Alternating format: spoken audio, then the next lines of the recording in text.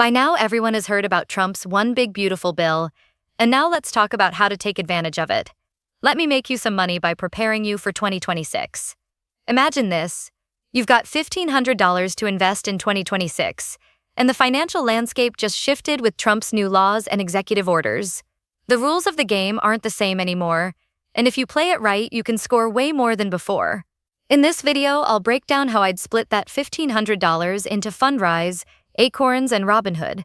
And most importantly, how the new bills and executive orders actually supercharge these platforms. Stick around because I'm not just giving you numbers, I'm giving you the strategy that makes your money work harder under the new laws. Look, we are not in support of any political parties at Fourth Alo, though it's all about taking advantage of opportunities. And if you want to take advantage of any of these opportunities, check out the links in the description. Okay, here are the 3 big moves coming out of Trump's playbook that matter most for investors like us. Executive order on retirement accounts. This opens the door for more flexibility in what retirement money can be invested in, beyond just mutual funds. Think real estate, alternative assets, and more. Tax cut extensions. Lower taxes, more money in your pocket. That means more leftover cash you can funnel into investments instead of handing it to the IRS. The Genius Act and push for digital innovation. This supports digital-first companies, financial tech, and growth in new markets. If you're invested in innovation, you're riding the wave instead of watching it pass by. This is what I would do if I want to double my $1,500. First stop. Fundrise with $400. Think of Fundrise as your ticket into real estate's VIP lounge without needing a millionaire's bank account. Why does this connect to Trump's new policies?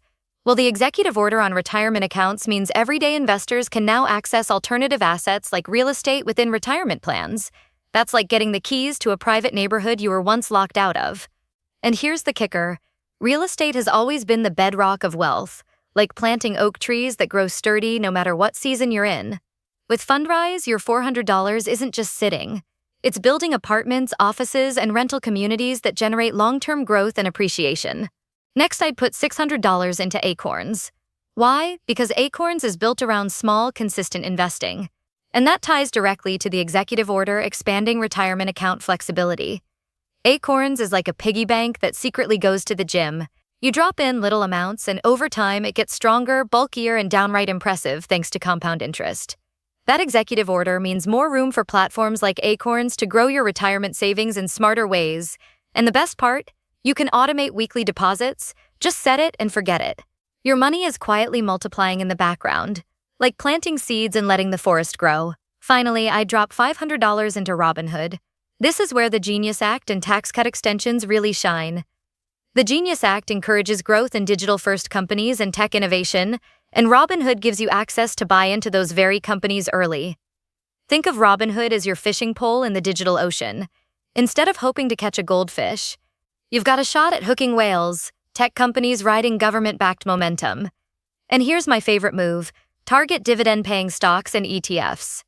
Dividends are like little bonus checks companies send you.